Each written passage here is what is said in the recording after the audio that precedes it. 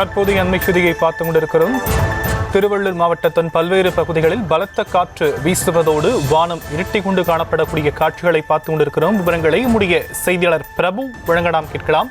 பிரபு, தற்போதைய நிலவரம் என்னவாக இருக்குங்க? வணக்கம் ஷாம்.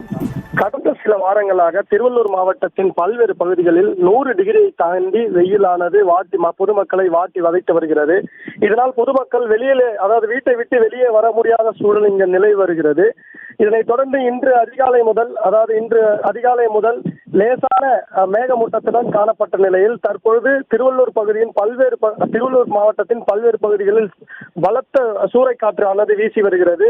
இந்த சூறைக்காற்றினால் புழுதி மண் வெளியில் வந்து அதன் சாலையில் பயணிக்கும் வாகன ஓட்டிகள் பெரும் சிரமத்திற்கு ஆளாகும் நிலை இங்கு ஏற்பட்டு வருகிறது.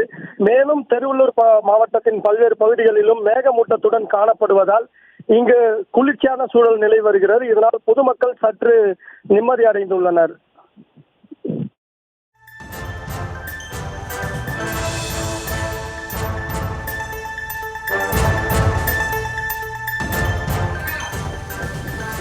விரிவான விவரங்களுக்கு நன்றி பிரபு.